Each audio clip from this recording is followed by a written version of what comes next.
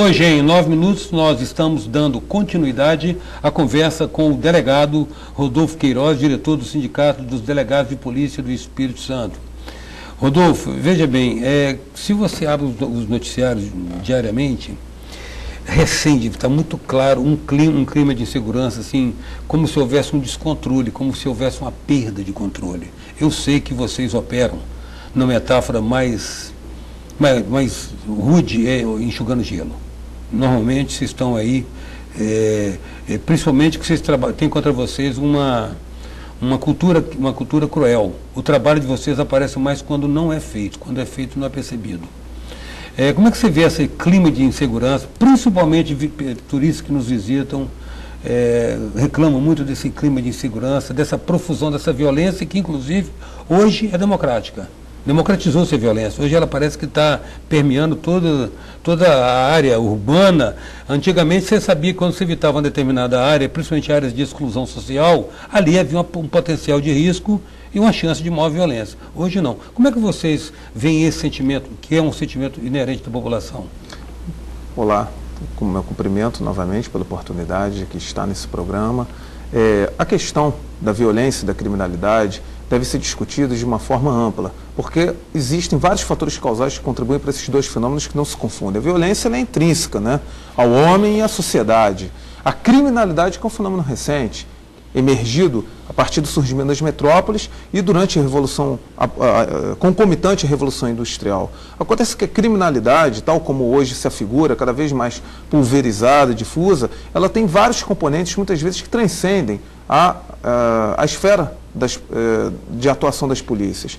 Nós sabemos que a criminalidade ela tem componentes causais sociais, econômicos, culturais, e principalmente quando os mecanismos de prevenção primário do Estado e da sociedade falham, como a família, a escola, dentre outros chamados freios inibitórios, né, que impedem a profusão daquela violência intrínseca àquela criminalidade. Muitas vezes também o aparato repressivo estatal ele não consegue acompanhar essa dimensão da criminalidade e se vê em função de problemas da estrutura legislativa do país, com um sentimento verificando muitas vezes a sensação de impunidade, por causa dos problemas estruturais que o Estado brasileiro conheceu ao longo de séculos e que, lamentavelmente, vem resolvendo, mas de forma cada vez, ainda que gradativa, não com a velocidade que é determinante em relação a esse problema. Então a criminalidade, infelizmente, também ela é incrementada por aquilo que se chama de subcultura da transgressão, que infelizmente, alguns estudiosos falam que é próprio da formação histórica, né, do país, em que sempre se procura mecanismos de subverter as leis e a autoridade do país como uma forma de se dar bem, obter, almejar conquistas pessoais através da desonestidade. Não que isso seja uma regra, mas isso também contribui. Ou seja, as microcorrupções muitas vezes explicam a razão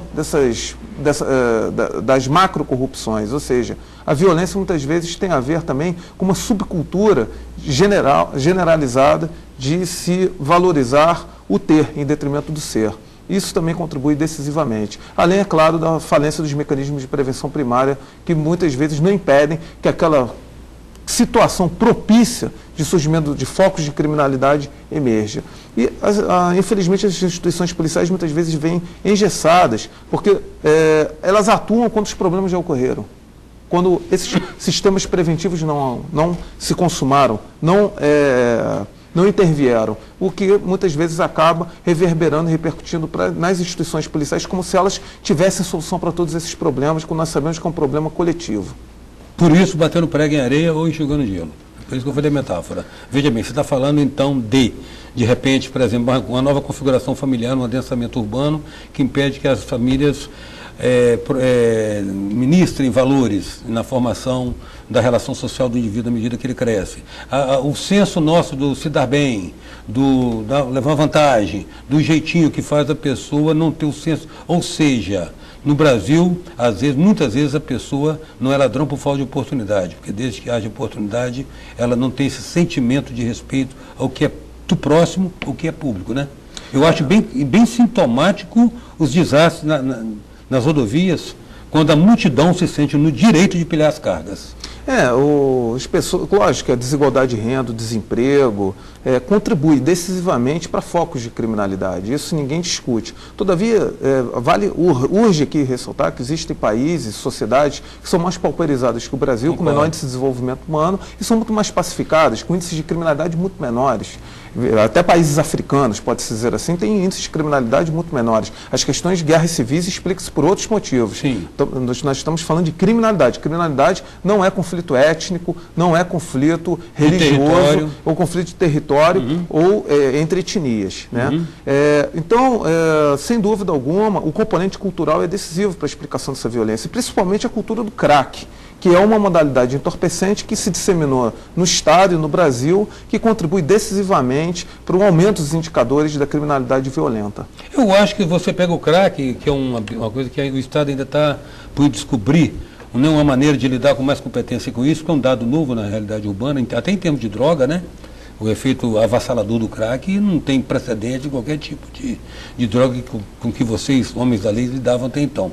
Você conjuga isso, por exemplo, com os exemplos que vêm da nossa representação social, principalmente através das lideranças políticas, frequentemente envoltas em corrupção, nós temos um cardápio muito bom para estimular todo mundo a achar que tem o direito de ser corrupto, não?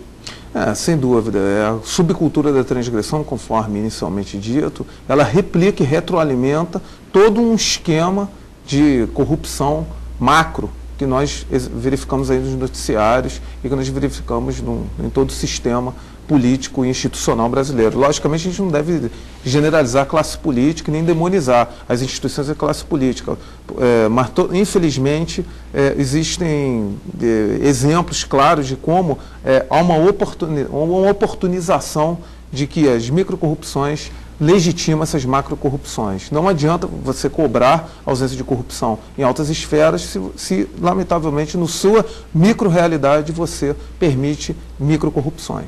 Eu entendo, inclusive, que toda generalização é burra, né? Mas havemos que admitir também que toda regra tem as exceções que as confirmam, né? Rodolfo, agora uma outra questão que tem se colocado aí é a questão da discussão que se faz sobre a interdição de atribuições do promotor, do Ministério Público, operar na investigação criminal. Como é que vocês estão vendo isso? Bom, a categoria de delegados, como todo no Brasil, ela é favorável à proposta de emenda da Constituição 37, porque basicamente ela assegura a atribuição privativa das polícias civil e federal para investigar. No caso, o mais importante de se discutir essa questão é se ter racionalidade, objetividade e evitar-se que o componente ideológico se sobreponha ao racional. O principal jamais pode os mecanismos de integração e cooperação entre o Ministério Público e as polícias serem prejudicados por causa dessa discussão. Pelo contrário, devem ser reforçados. O Ministério Público e a Polícia Civil, polícia destinada, né, a produzir as investigações, devem atuar cada vez mais de forma integrada e convergente, e não de uma forma divergente ou dissonante por causa de uma questão, muitas vezes, ideológica. No caso, a PEC 37, ela não exclui a função do Ministério Público de investigar em casos excepcionais no que se refere, por exemplo, ao Ministério Público investigar os seus próprios membros. Porém, a investigação originária, como atribuição privativa das infrações penais comuns, passa a ser da Polícia Civil e da Polícia Federal, no caso de uma forma como já é hoje em dia, né? Que o poder constituinte originário, ou seja, a Constituição Federal, nas suas premissas fundamentais, estabeleceu que o Ministério Público já é titular exclusivo da ação penal e exerce o controle externo da atividade policial, que foram duas conquistas fundamentais no Estado Democrático de Direito, isso ninguém discute. Mas não reconheceu de forma expressa, de maneira alguma, a atribuição para investigar. E, portanto, acho que mais do que se discutir a questão do Ministério Público investigar, é reforçar os mecanismos e as formas de trabalhar integrado com as polícias. A questão é saber se os dois lados estão entendendo isso, né?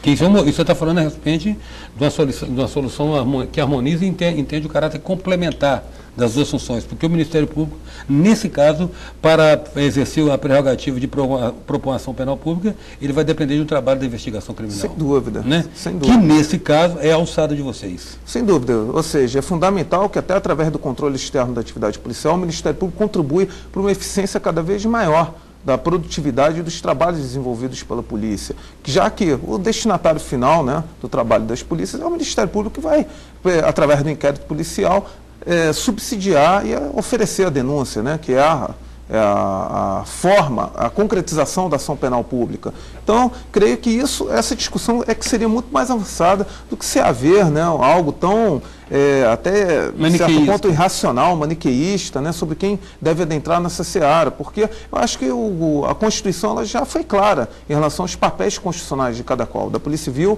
e da Polícia Federal, a atribuição de investigar as infrações penais comuns e sua respectiva autoria, exceto as militares, que incumbe, né, as polícias militares e as Forças Armadas. E o Ministério Público ser o titular exclusivo da ação penal pública e exercer o controle externo da atividade policial. O regime republicano se pauta justamente por um equilíbrio no exercício das funções públicas e não por uma sobreposição no exercício dessas atribuições. Uhum.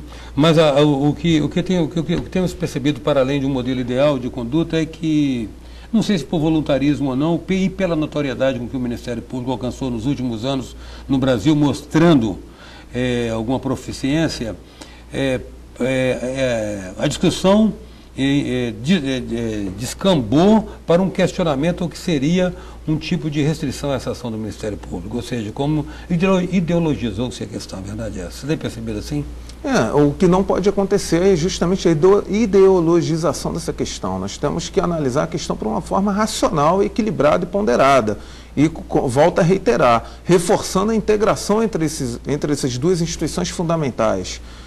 Sem antagonismo e hostilidade, porque isso prejudica sobremaneira o sistema de justiça criminal, que depende fundamentalmente da atuação integrada dessas instituições, da Polícia Civil e do Ministério Público. Então, creio que desideologizar essa discussão é fundamental, até para se chegar a um ponto de equilíbrio e que não viole as premissas do Estado de Direito, que é justamente a harmonia entre as funções estatais. Rodolfo, eventuais vícios constatados no inquérito policial devem ser apurados por quem? Pelo delegado ou pelo promotor? Não, o Ministério Público, através de controle externo, ele faz o controle da legalidade dos atos produzidos na investigação. E sem prejuízo do controle interno exercido pela própria polícia.